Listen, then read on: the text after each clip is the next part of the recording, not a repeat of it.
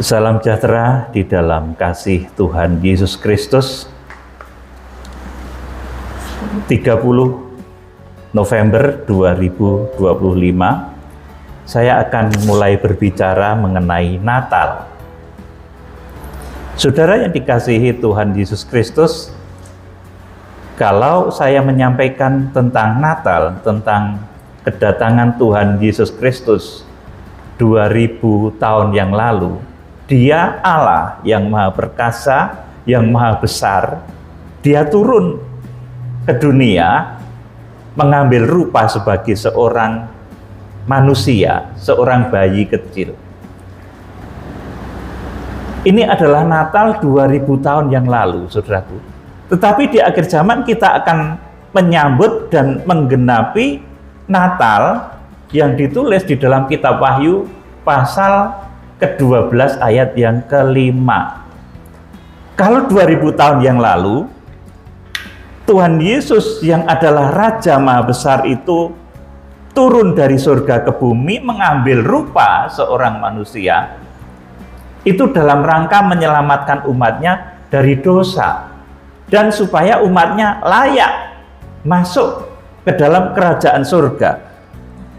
Kemudian Tuhan Yesus 2000 tahun yang lalu, Dia berposisi sebagai kepala gereja. Nah, Natal yang akan kita sambut di dalam kitab Wahyu pasal ke-12 ayat yang ke-5 adalah lahirnya orang-orang sempurna, jemaat-jemaat sempurna, yang oleh karena kekuatan Tuhan Yesus Kristus yang dahulu turun dari surga ke bumi dalam wujud seorang manusia, saudaraku, oleh karena kekuatan Tuhan Yesus Kristus tersebut, maka orang-orang sempurna di akhir zaman itu akan bisa naik ke surga.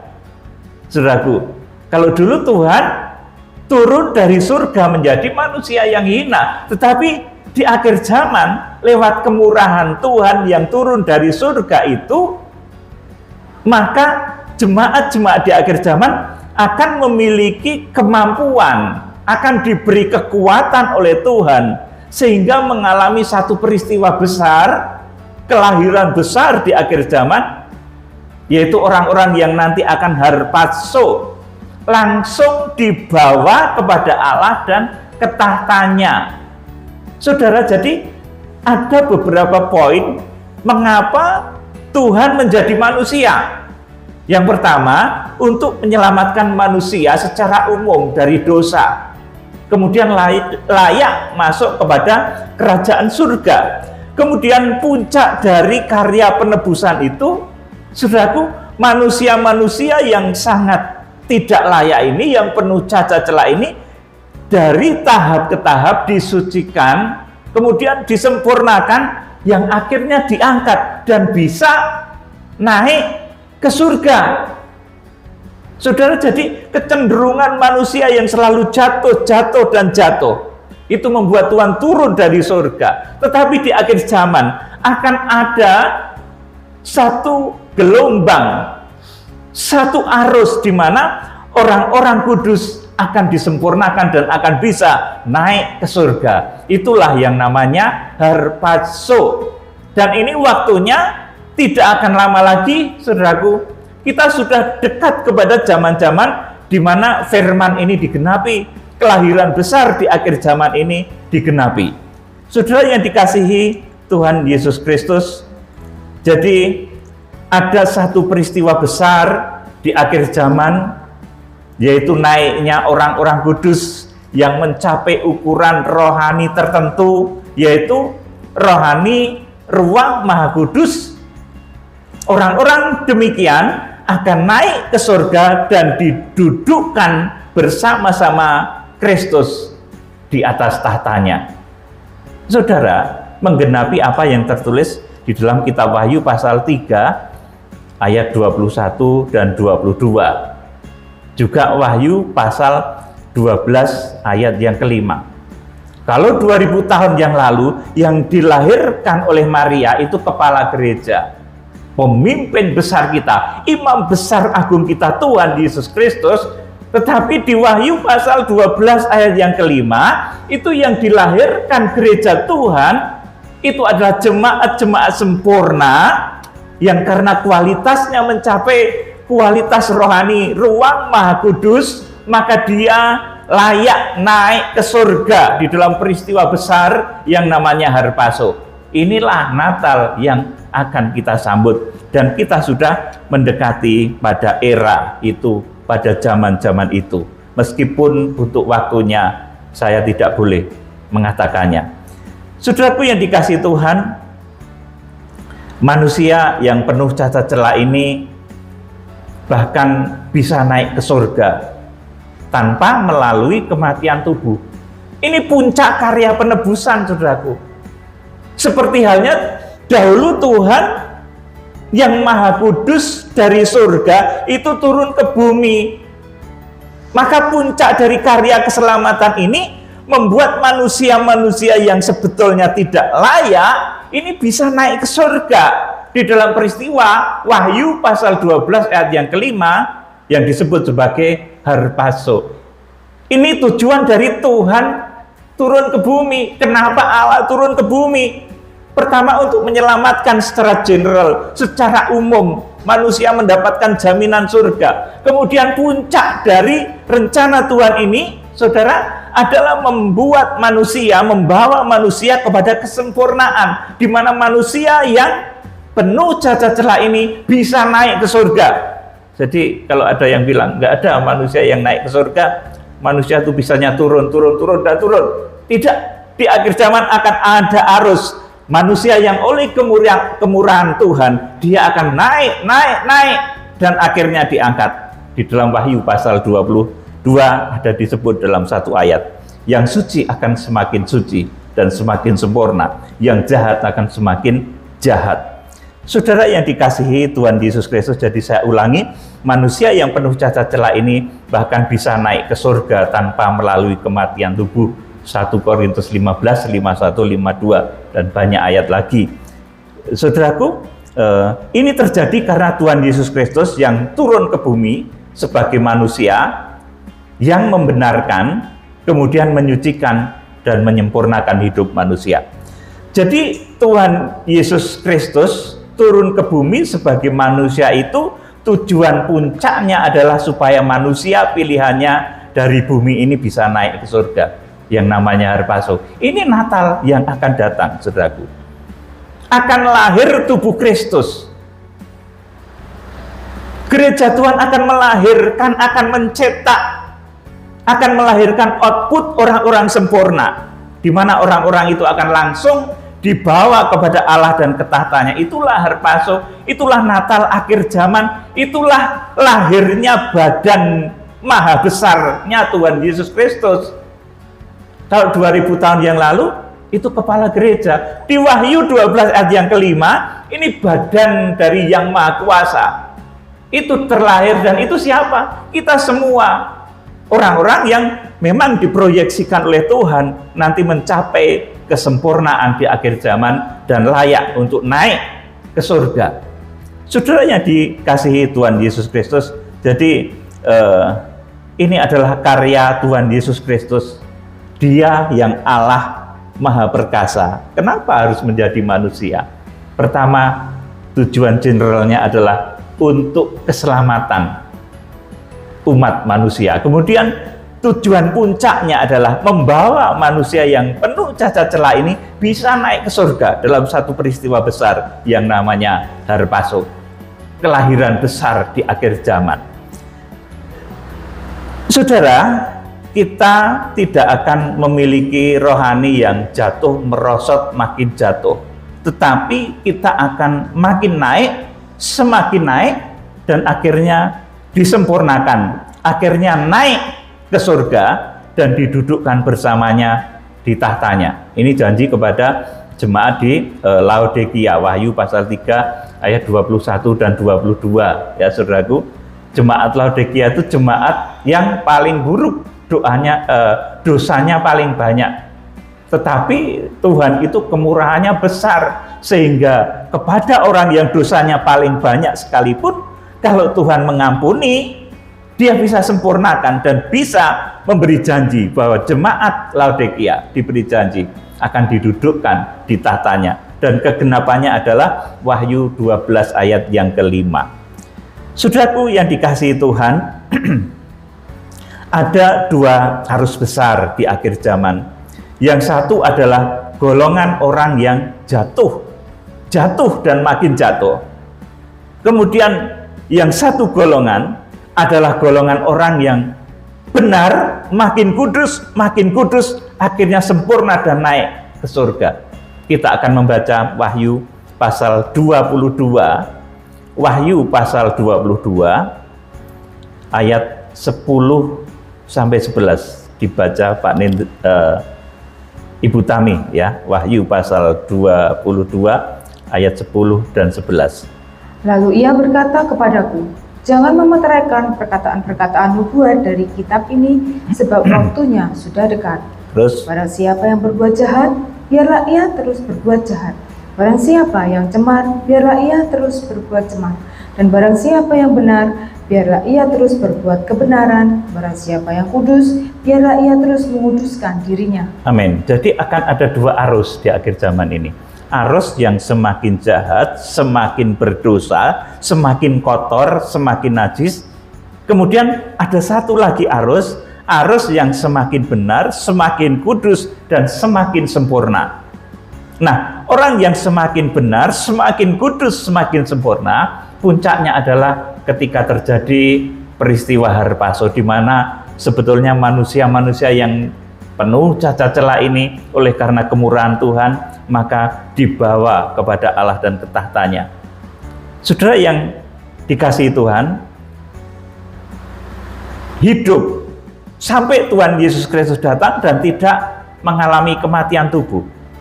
Secara logika, orang yang tidak mati dan naik ke surga, hidup-hidup, itu tidak masuk akal, saudaraku. Ini yang membuat orang skeptis dan kurang suka membaca kitab Wahyu. Masa iya nanti akan terjadi ada orang-orang yang nggak mati kemudian naik ke surga? Masa iya? Saudara, kalau ada pikiran seperti itu berarti saudara tidak yakin dengan kebenaran firman yang tertulis berulang-ulang di dalam Alkitab. 1 Korintus 15, di dalam Tesalonika, kemudian di dalam kitab Wahyu sendiri. Memang ada orang-orang itu yang nggak mati, saudaraku. Dan dia akan dibawa langsung kepada Allah dan ke tahtanya. Ini Natal kedua, Natal akhir zaman, saudaraku. Yang akan membawa orang-orang kudus, orang-orang sempurna, itu Harpaso, Wahyu 12 ayat yang kelima. Jadi secara logika memang orang yang tidak mati kemudian langsung naik ke surga hidup-hidup itu nggak masuk akal. Mana mungkin. Tetapi Alkitab mencatat berulang kali. Bahkan dulu pun pernah terjadi pada Henokh dan juga Elia. Namun dulu tidak terjadi secara massal. Ketika hal serupa dinubuatkan terjadi di akhir zaman, orang sulit percaya. Jadi ketika dinubuatkan akan terjadi orang-orang yang naik ke surga hidup-hidup, orang itu sulit percaya, saudaraku. Jadi nggak mungkin lah semua orang ini bakal mati, saudaraku. Semua orang bakal meninggal dunia. Kita lihat sampai ada yang berani bilang gitu, saudaraku. Ya, Alkitab mencatat sedemikian, saudaraku, bahwa di akhir zaman itu memang ada orang-orang yang tidak mati tetapi langsung dibawa kepada Allah dan ke tahtanya. Beberapa ayat, tidak cuma 1-2, saudaraku. Beberapa ayat. Jadi ketika hal serupa yang terjadi pada Henokh dan kepada Elia itu dinubuatkan terjadi di akhir zaman, banyak orang yang sulit percaya, akhirnya apatis, malas membaca kitab Wahyu, saudaraku. Orang-orang yang Harpaso itu, saya memberitahu saudara, adalah orang-orang yang mulutnya terjaga. Mulutnya mulai saat ini juga harus dilatih. Jangan suka mengumpat, jangan suka berbicara kotor, jangan suka berbicara bohong, jangan suka mengatakan hal-hal negatif hal-hal yang tidak pantas. Jangan suka menghujat, jangan suka mengucapkan sesuatu yang tidak pantas, tidak senonoh. Ini ciri orang yang nanti harpaso. Saudaraku yang dikasihi Tuhan Yesus Kristus, saya teringat di dalam Alkitab, Nabi Ayub itu pernah menyebut kata-kata bagus, ya saudaraku. Kata-kata bagus dari orang-orang yang menasehati Ayub ketika Ayub diuji oleh Tuhan. Namanya Elifas, kemudian Bildad, dan juga Zofar, saudaraku. Nah, kata-kata Elifas, Bildad, dan Zofar ini dianggap oleh Ayub itu sebagai amsal debu, saudaraku. Nah, anehnya banyak orang yang mengambil kutipan dari apa yang dikatakan oleh Elifas, Bildad, dan Zofar itu menjadi acuan dari ketika berkhotbah memberitakan firman. Ya tidak salah juga, karena Elifas, Bildad, dan Zofar itu pada masanya, pada zaman itu mereka adalah motivator ulung yang bisa menyemangati orang, membangkitkan semangat orang, saudaraku, tetapi tidak membawa kepada keselamatan. Inilah yang disebut sebagai amsal-amsal debu oleh Ayub. Saudaraku yang dikasihi Tuhan, sekarang ini banyak amsal-amsal debu yang tidak membawa orang kepada keselamatan. Kok keselamatan, saudaraku? Kepada kesempurnaan tidak bisa. Kok kesempurnaan keselamatan saja tidak bisa? Cuma merupakan kiat hidup. Wah, kiat hidup sukses, kiat hidup berkelimpahan, saudaraku, kiat hidup sehat, saudaraku, seperti itu. Kiat hidup bergaul dengan baik. Saudara yang dikasihi Tuhan, itu adalah amsal-amsal debu ya bagus. Itu amsal debu itu artinya apa tuh, saudaraku? Itu kebijakan manusia. Amsal debu, manusia terbuat dari debu tanah liat. Itu memang kebijakan manusia untuk bisa bertahan hidup, untuk bisa mengatasi kesulitan hidup, tetapi tidak mengandung unsur keselamatan. Itulah amsal debu. Beda dengan amsal Salomo, saudaraku. Maka Ayub itu pernah menyebut perkataan Elifas, kemudian Bildad, dan Zofar itu sebagai amsal debu. Ayub sedang sakit, istrinya pergi, saudaraku, kemudian kekayaannya juga hilang, bangkrut, saudaraku.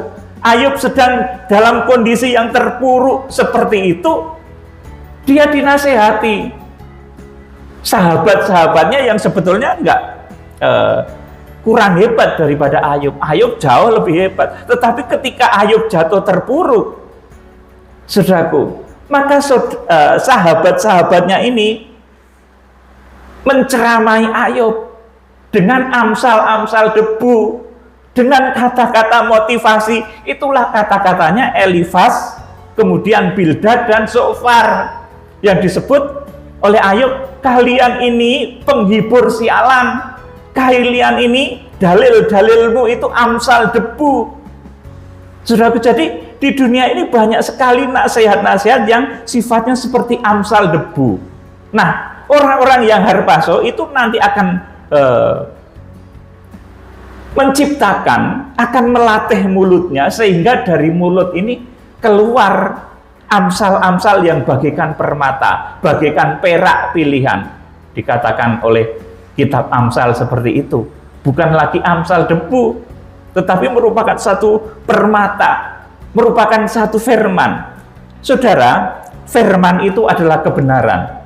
Kalau mulut kita mulai sekarang biasa mengatakan kebenaran, biasa mengatakan kekudusan, kita menghindari kata-kata buruk, kata-kata cemooh, kata-kata hujat, maka nanti puncaknya kita itu akan mengucap firman.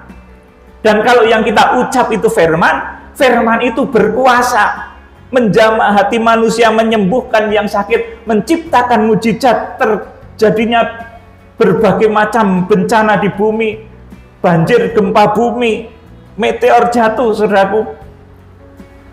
Ini firman yang berkuasa, bukan amsal debu. Kalau amsal debu tidak memiliki kekuatan seperti itu. Jadi saudara perhatikan ya, di dunia ini banyak sekali amsal-amsal debu. Kalau didengar itu indah. Dan saudara nanti saya terangkan, amsal debu itu yang mengkonsumsi siapa, saudaraku? Adalah orang-orang yang orang-orang duniawi. Itu suka kata-kata nasihat, kata-kata bijak. Suka. Karena itu amsal, memang amsal debu. Artinya kiat-kiat untuk bertahan di dalam kehidupan ini, tetapi tidak mengandung unsur keselamatan. Itulah amsal debu yang dahulu diucapkan oleh sahabat-sahabatnya Ayub, Elifas, Bildad, dan Sofar. Saudaraku yang dikasihi Tuhan, jadi orang-orang yang harpaso itu orang-orang yang mulutnya sangat terjaga. Bahkan mulutnya itu bisa mengeluarkan pembukaan rahasia firman. Dan pembukaan rahasia firman ini disebut juga benih-benih mempelai pria surga. Makanya orang-orang yang harpaso ini disebut sebagai laki-laki. Ia melahirkan seorang anak laki-laki yang menggembalakan segala bangsa dengan gada besi. Saudaraku, karena dari mulutnya ini bukan keluar amsal debu, tetapi keluar benih firman.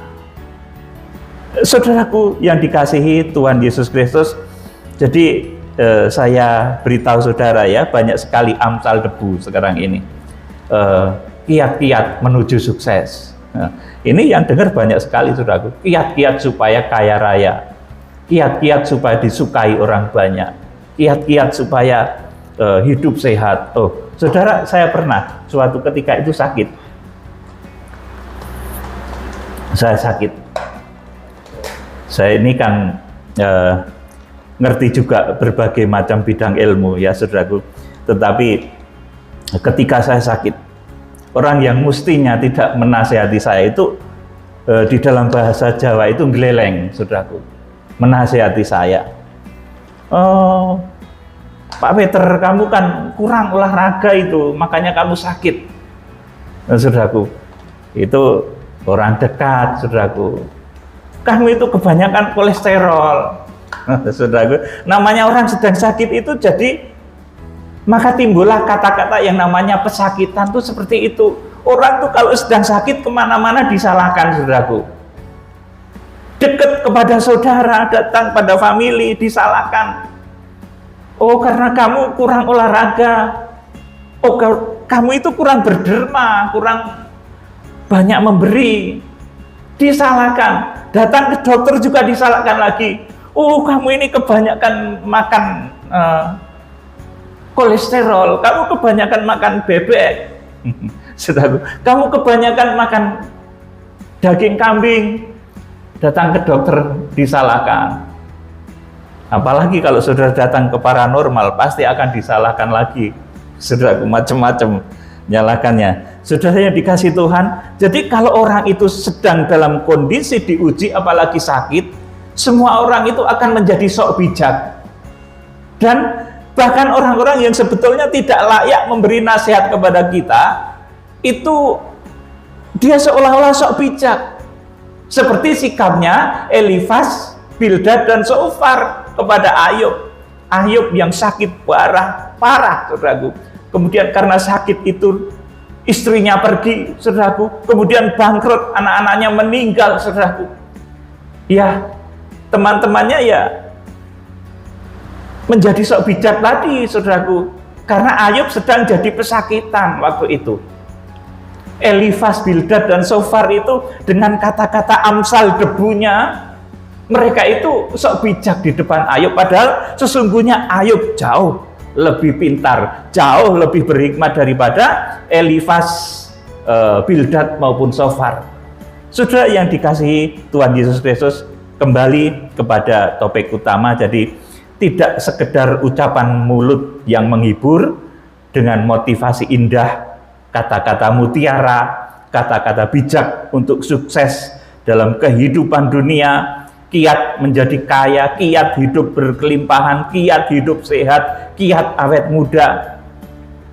kata-kata bagus, kata-kata menghibur untuk bertahan dalam kehidupan manusia sebagai debu ini, saudaraku, inilah yang disebut sebagai amsal debu, tidak mengandung unsur keselamatan. Ayub berkata demikian seperti apa yang dikatakan oleh Elifas, Bildad, dan Sofar. Elifas, Bildad, dan Sofar itu pada saat itu saya katakan mereka itu motivator hebat di zamannya. Bahkan kata-katanya juga bagus, bisa saudara baca di kitab Ayub. Ya, kata-katanya juga bagus. Mereka motivator hebat. Tetapi Elifas, Bildad, dan Sofar itu bukan golongan para nabi, saudaraku. Sebab itu apa yang dikatakan mereka adalah, saudaraku, amsal debu. Ini yang bicara seperti itu Ayub, saudaraku. Yang kemudian oleh Tuhan pun apa yang dikatakan oleh Elifas, Bildad, dan Sofar itu disebut sebagai sesuatu yang tidak tepat. Saudaraku, kita akan membaca, saya sejenak mengajak saudara untuk mempelajari kitab Ayub. Ayub 16 ayat 1 sampai 5, ayat 2 sampai 5. Ayub 16 ayat 2 sampai 5. Hai, seperti itu telah acap kali kudengar, penghibur sialan kamu semua. Terus, belum habiskah omong kosong itu? Apa yang merangsang engkau untuk menyanggah? Aku pun dapat berbicara seperti kamu, sekiranya kamu pada tempatku. Aku akan mengubah kata-kata indah terhadap kamu dan menggeleng-gelengkan kepala atas kamu. Aku akan menguatkan hatimu dengan mulut dan tidak menahan bibirku mengatakan belas kasihan. amin. Jadi Elifas, Bildad, dan Sofar itu disebut oleh Ayub penghibur sialan kamu, saudaraku. Demikian, saudaraku. Karena Ayub ngerti betul bahwa apa yang dikatakan oleh Elifas, Bildad, dan Sofar itu sekedar motivasi amsal debu, saudaraku. Tidak seperti kebijakan Ayub yang tentunya lebih mendalam. Saudaraku yang dikasihi Tuhan, saat Ayub sedang terkena berbagai macam ujian, badannya sakit, istrinya pergi, kekayaannya hilang, saudaraku, semuanya, teman-temannya, saudaraku, sok hebat. Oh, kamu begitu toh, kamu salah toh, kamu sakit karena salah begini. Nggak ngerti, padahal di balik itu Tuhan sedang menguji Ayub. Saudaraku yang dikasihi Tuhan, kita akan baca selanjutnya Ayub 13 ayat 2 sampai 12. Ayub 13 ayat 2 sampai 12. Apa yang kamu tahu, aku juga tahu. Iya, terus? Tidak kalah dengan kamu. Terus? Tetapi aku hendak berbicara dengan Yang Maha Kuasa. Iya. Aku ingin membela perkaraku di hadapan Allah. Terus? Baiknya kamulah orang yang menutupi dusta, tapi palsulah kamu sekalian. Terus? Kiranya kamu menutup mulut, itu akan dianggap kebijaksanaan daripadamu. Terus? Dengarkanlah pembelaanku dan perhatikanlah bantahan bibirku. Sudikah kamu berbohong untuk Allah? Sudikah kamu mengucapkan dusta untuk Dia? Terus? Apakah kamu mau memihak Allah, berbantah untuk membela Dia? Terus? Apakah baik kalau Ia memeriksa kamu? Dapatkah kamu menipu Dia seperti menipu manusia? 10. Kamu akan dihukumnya dengan keras jikalau kamu diam-diam memihak. Terus? Apakah kebesarannya tidak akan mewujudkan kamu dan ketakutan kepadanya menimpa kamu? 12, perhatikan. Dalil-dalilmu adalah amsal debu dan perisaimu perisai tanah liat. Amin. Jadi apa yang disampaikan oleh Elifas, Bildad, dan Sofar itu adalah dalil-dalil yang dikatakan sebagai amsal debu. Itu nasihat-nasihat, kiat sukses, kiat sehat, kiat mengatasi kehidupan, tetapi tidak mengandung unsur-unsur keselamatan. Maka itu disebut sebagai amsal debu oleh Ayub, saudaraku. Dan ini kemudian dibenarkan oleh Tuhan bahwa apa yang dikatakan oleh teman-teman Ayub itu, yang dikatakan oleh Elifas, Bildad, dan Sofar itu memang sesuatu yang tidak benar. Dan Tuhan mengkonfirmasi bahwa yang dikatakan Elifas, Bildad, dan Sofar itu nggak benar. Kita akan baca. Jadi amsal debu itu memang berguna juga, saudaraku, untuk bertahan dalam hidup dunia ini. Dan konsumennya siapa nanti akan saya jelaskan. Jadi amsal debu itu adalah kebijakan manusia, kearifan manusia yang tercipta dari debu tanah liat untuk mengatasi kehidupan di dunia ini. Itulah amsal debu, tetapi tidak mengandung unsur keselamatan. Jadi Elifas, Bildad, dan Sofar itu motivator ulung pada zamannya, pada zaman Ayub, yang ketika Ayub jatuh, ketika Ayub diuji oleh Tuhan, mereka sok bijak, saudaraku, dengan kata-kata motivasinya yang disebut kemudian sebagai amsal debu oleh Ayub. Dan perkataan Ayub ini dibenarkan oleh Tuhan. Perkataan Elifas, Bildad, dan Sofar ini kemudian dikonfirmasi sebagai sesuatu yang salah oleh Tuhan.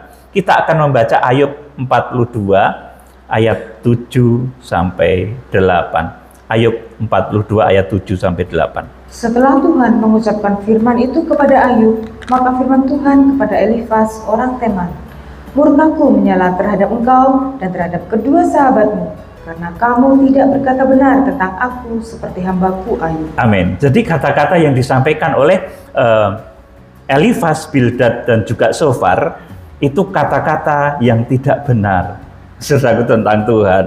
Saudaraku, bahkan kemudian mereka disuruh untuk meminta ampun, meminta maaf kepada Ayub dan mempersembahkan korban bagi Tuhan. Ayat 8. Oleh sebab itu, ambillah 7 ekor lembu jantan dan 7 ekor domba jantan, dan pergilah kepada hambaku Ayub, lalu persembahkanlah semuanya itu sebagai korban bakaran untuk dirimu, dan baiklah hambaku Ayub meminta doa untuk kamu, karena hanya permintaannya lah yang akan kuterima, supaya aku tidak melakukan aniaya terhadap kamu, sebab kamu tidak berkata benar tentang aku seperti hambaku Ayub. Amin, saudaraku. Jadi di sini menjadi jelas yang disebut sebagai amsal debu itu adalah sesuatu kearifan manusia yang tercipta dari debu tanah liat, kiat untuk berhasil, kiat sehat, kiat sukses, kiat berteman, kiat macam-macam lah, saudaraku, tetapi tidak membawa kepada keselamatan. Itulah amsal debu, saudaraku, yang pada saat itu dilontarkan oleh Elifas, kemudian Bildad, dan Sofar untuk menasehati Ayub. Saudara, memang kata-kata indah, kata-kata motivasi, ya, saudaraku, kemudian kata-kata bijak itu berguna, dan ada konsumennya, itu ada, saudaraku. Siapa yang mengkonsumsi kata-kata bijak, kata-kata kiat-kiat tadi, saudaraku? Tetapi kiat-kiat itu tidak membawa kepada keselamatan. Itu siapa yang mengkonsumsi? Kita akan membaca Kitab Kejadian, amsal debu. Debu itu yang memakan siapa? Kita akan baca Kitab Kejadian pasal 3 ayat 14. Dibaca Ibu Tami. Lalu berfirmanlah Tuhan Allah kepada ular itu, "Karena engkau berbuat demikian, terkutuklah engkau di antara segala ternak dan di antara segala binatang hutan. Dengan perut bola engkau akan menjalar, dan debu tanahlah akan kau makan seumur hidupmu." Amin. Jadi yang mengkonsumsi debu, amsal-amsal debu, itu adalah orang-orang duniawi, bahkan juga pengikut-pengikut ular yang nanti di akhir zaman berwujud sebagai antikris di akhir zaman. Dan pengikut-pengikut antikris nanti akan menjadi sangat gandrung kepada amsal-amsal debu ini. Saudaraku, wah ini orang pinter sekali, wah ini orang jenius, bisa mengatasi berbagai macam masalah, solusi atas kesehatan, solusi atas keuangan, solusi atas berbagai macam hal yang terjadi. Saudaraku yang dikasihi Tuhan, jadi dari mulut orang-orang yang harpaso itu harus keluar perkataan yang membawa kepada keselamatan, bahkan kesempurnaan, tidak sekedar cara untuk bertahan hidup. Meningkat dari amsal debu kepada amsal permata. Jadi kalau saudara ingin menjadi orang-orang yang harpaso, saudara menjadi penggenap Natal akhir zaman. Kalau dulu lahirnya Tuhan Yesus Kristus yang kita peringati pada bulan-bulan mendatang, saudaraku. Tetapi pada Wahyu 12 ayat 5 itu ada kelahiran besar. Lahirnya jemaat-jemaat Tuhan yang memiliki ucapan-ucapan yang luar biasa, ucapan-ucapan yang berdampak. Kita akan baca Efesus pasal 4 ayat 29. Efesus 4 ayat 29.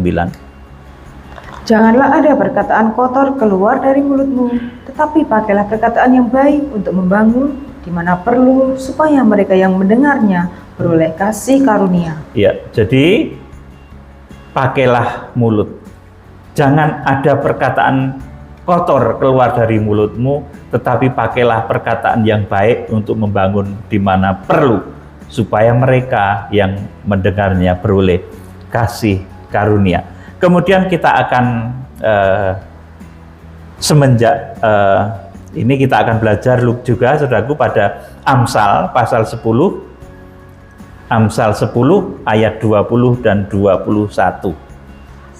Ini Amsal betulan, Amsal Salomo, bukan Amsal debu kalau yang ini ya, saudaraku. Ini Amsal yang membawa kepada keselamatan.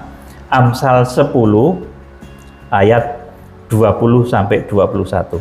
Lidah orang benar seperti perak pilihan, tetapi pikiran orang fasik sedikit nilainya. Amin. Jadi lidah orang benar seperti perak pilihan, tetapi saudaraku, orang yang hanya memberikan nasihat-nasihat kebaikan, solusi-solusi kehidupan tanpa menuju kepada keselamatan, itu nilainya adalah seperti debu.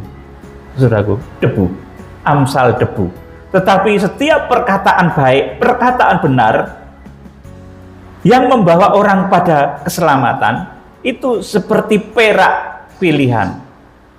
Kemudian tetapi pikiran orang fasik sedikit nilainya. Ayat 21. Bibir orang benar menggembalakan banyak orang, tetapi orang bodoh mati karena kurang akal budi. Amin. Jadi bibir orang benar menggembalakan banyak orang. Nah, orang-orang yang harpaso tadi, yang bisa menjaga mulutnya tadi, sehingga dia berkata, semakin benar, semakin benar, semakin kudus, akhirnya sempurna, akhirnya mengucapkan firman, maka orang-orang yang harpaso ini disebut sebagai, maka ia melahirkan seorang anak laki-laki yang akan menggembalakan segala bangsa dengan gada besi. Jadi menggembala ini dengan ucapan bibir. Saya menggembalakan orang bukan dengan gedung, kalau dengan gedung kecil, saudaraku, tetapi dengan bibir, sehingga yang diucapkan, yang saya ucapkan ini menggembalakan banyak orang di berbagai tempat, berbagai kota, lintas pulau, lintas provinsi, lintas benua. Saudaraku, inilah metode penggembalaannya Tuhan Yesus Kristus. Seperti itu. Saudaraku, jadi bibir yang mengatakan kebenaran, yang membawa kepada keselamatan, itu akan menggembalakan banyak orang. Saudaraku, itulah nanti orang-orang yang harpaso di Wahyu pasal 12 ayat 5. Mereka bersama-sama dengan Kristus akan menggembalakan banyak orang. Saudaraku, juga akan memulai penghakiman atas bumi. Wahyu pasal 14 ayat yang ke-6 dan ke-7. Saudaraku, jadi penghakiman itu ada beberapa tingkatan. Tingkatan yang pertama, penghakiman atas manusia di bumi dengan dosa-dosanya yang begitu banyak, itu dimulai dalam Wahyu pasal 14 itu. Penghakimannya sudah dimulai. Kemudian ada pengadilan tahta putih, itu nanti setelah perang Gog Magog. Kemudian ada juga pengadilan kursi Kristus, itu pada saat perjamuan malam kawin anak domba. Jadi saudaraku yang dikasih Tuhan, orang-orang yang harpaso lewat bibirnya yang terlatih, ucapannya yang terlatih, dia akan bisa menggenapi firman. Tidak tahukah kamu bahwa orang-orang kudus akan memerintah bumi, akan menghakimi malaikat-malaikat, akan menghakimi dunia. Nah, saudaraku, ini berawal dari bibir yang kita kendalikan sejak sekarang ini. Kalau kita nggak bisa mengendalikan bibir, kita nggak bisa menggembalakan orang. Saudaraku, jadi mulai sekarang perhatikan ucapan bibirmu. Kalau engkau ingin dipakai oleh Tuhan dalam kegenapan rencana Tuhan sebagai orang-orang yang harpaso, mulai sekarang latihlah bibirmu. Jangan lagi di tempat tersembunyi saudara mengucapkan kata-kata jahat, kata-kata kotor, umpatan. Itu membuat saudara nanti tidak layak ketika masa harpaso ini terjadi. Saudara, kita akan membaca kitab Wahyu pasal 1 ayat yang ke-16. Wahyu 1 ayat yang ke-16 ini menggambarkan dari dia yang tampil sebagai imam besar, mulutnya mengeluarkan pedang tajam bermata dua. Ini pula nanti yang akan saudaraku, dikeluarkan oleh orang-orang yang harpaso. Dari mulutnya akan keluar firman yang menghakimi. Jadi kalau belum harpaso, belum bisa menghakimi, saudaraku. Saudara masih akan takut pada jenderal-jenderal, pada para raja, pada para presiden, pada orang-orang gagah. Tetapi kalau saudara sudah diubahkan tubuh saudara di dalam satu bentuk supranatural yang dikenal dengan peristiwa harpaso, maka saudara akan bisa menghakimi dunia. Saudaraku, Wahyu 1 ayat 16. Dan di tangan kanannya ia memegang 7 bintang, dan dari mulutnya keluar sebilah pedang tajam bermata dua, dan wajahnya bersinar-sinar bagaikan matahari yang terik. Ya, jadi dia imam besar, dia Tuhan Yesus Kristus. Dia menghakimi dengan adil, saudaraku. Dari mulutnya keluar sebilah pedang tajam bermata dua. Ini firman. Kemudian kita juga akan membaca Wahyu 12 ayat yang kelima. Dibaca Wahyu 12 ayat yang kelima. Maka ia melahirkan seorang anak laki-laki yang akan mengembalakan semua bangsa dengan gada besi. Tiba-tiba anaknya itu dirampas dan dibawa lari kepada Allah dan ketahatannya. Inilah Natal akhir zaman, di mana kita tidak sekedar bernostalgia mengenang 2000 tahun yang lalu, tetapi kita akan menjadi penggenap dan pelaku firman ini. Kita menjadi orang-orang yang akan dibawa langsung kepada Allah dan ketahatannya, di mana di mulut kita akan diberikan ucapan-ucapan yang penuh hikmat, ucapan firman Tuhan yang bisa berdampak pada kehidupan manusia, menyehatkan, menyembuhkan, berdampak pada alam raya, menghukum daerah-daerah yang melawan firman Tuhan. Di sana banyak pemberontak, di sana dihukum dengan bencana-bencana yang dahsyat, tsunami dan lain sebagainya. Itu lewat ucapan, saudaraku. Saudara, kita harus memiliki perkataan yang mengikat, seperti perkataannya orang yang naik ke surga. Siapa dia? Elia, saudaraku. Kita harus punya perkataan seperti itu. Kalau Elia berkata, demi Allah yang hidup tidak akan turun hujan sebelum aku mengatakannya. Kemudian betul terjadi. Inilah perkataan yang tidak bernilai seperti amsal debu. Inilah perkataan yang bernilai seperti pedang yang bisa menghakimi. Waktu itu menghakimi Raja Ahab dan orang-orang yang menyembah berhala di Israel Utara, di Samaria. Kita akan baca 1 Raja-Raja 17 ayat 1. 1 Raja-Raja 17 ayat 1. Ini perkataan orang yang naik ke surga. Lalu berkatalah Elia orang Tisbe dari Tisbe Gilead kepada Ahab, demi Tuhan yang hidup, Allah Israel yang kulayani, sesungguhnya tidak akan ada embun atau hujan pada tahun-tahun ini kecuali kalau kukatakan. Amin. Ini perkataan orang-orang yang naik ke surga. Ini perkataan juga yang harus dicontoh oleh orang-orang yang harpaso. Perkataanmu itu mengikat. Jadi jangan sembarang ngomong elek. Saudaraku, saudaranya sendiri dikutuki. Saudaraku, familinya sendiri, saudaraku, sesudah saudara mendengarkan pembukaan rahasia firman ini, jaga mulutmu. Jangan ngomong elek. Jangan berbicara buruk. Jangan mengucap kata-kata yang nista, yang menghujat, sumpah serapah, apalagi mengutuki. Saudaraku, jangan ya, saudaraku. Karena perkataan orang-orang yang harpaso, perkataan orang yang naik ke surga, ini seperti Elia, mengikat. Dia berbicara tidak akan turun hujan Sebelum aku mengatakannya, maka betul tidak turun hujan, saudaraku.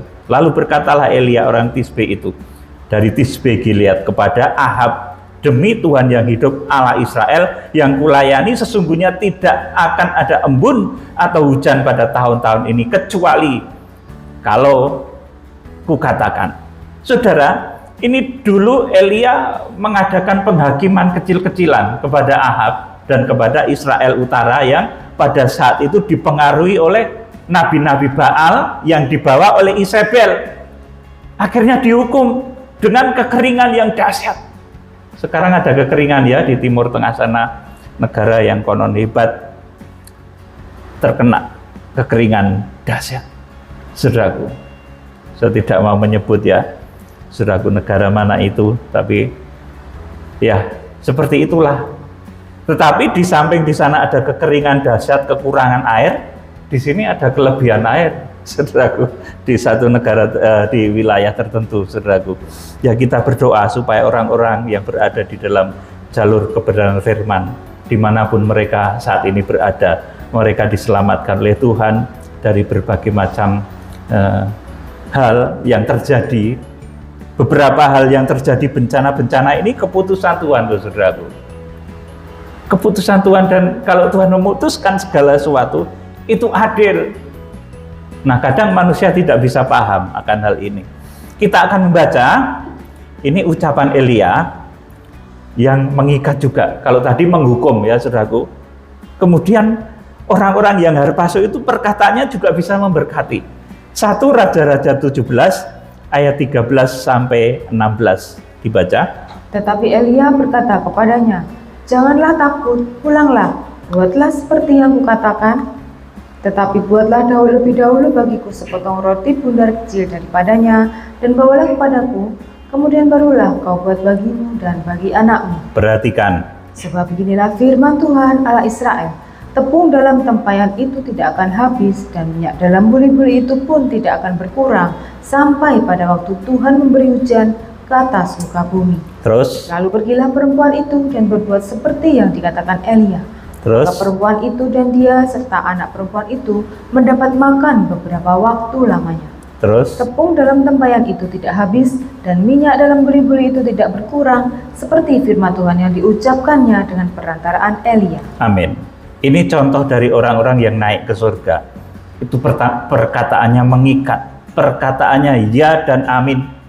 Kalau dia bilang tidak akan turun hujan, sebelum aku ngomong enggak turun hujan, betul. Karena ini mulutnya terlatih, saudaraku. Terlatih mengucapkan perkataan yang benar, kudus, kudus, kudus. Saudaraku, Elia nggak pernah ngumpat, nggak pernah menghujat, saudaraku. Selain bisa menghukum Raja Ahab dan Samaria yang terlibat dalam penyembahan nabi-nabi Baal oleh karena pengaruh Isabel, maka Elia itu perkataannya juga bisa memberkati pada seorang sederhana yang namanya janda di Sarfat. Akhirnya selama kekeringan itu terjadi, janda di Sarfat ini terpelihara. Dan betul saja, saudaraku, tepung dalam tempayan itu tidak akan habis, dan minyak dalam buli-buli itu tidak akan berkurang sampai waktu Tuhan memberi hujan ke atas muka bumi.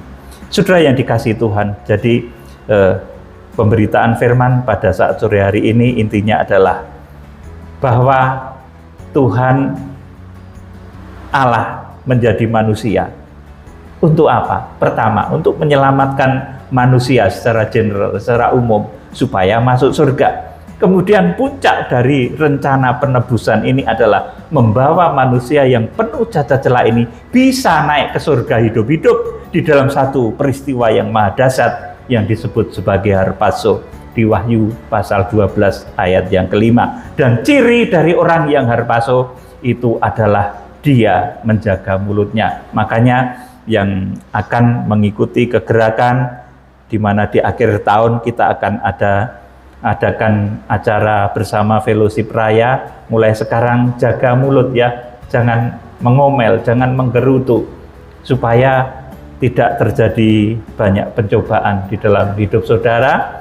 Yang sakit disembuhkan, yang kekurangan diberkati, yang bergumul apapun dijawab dengan segala kebaikan dari Tuhan Yesus Kristus. Kiranya Tuhan Yesus Kristus memberkati.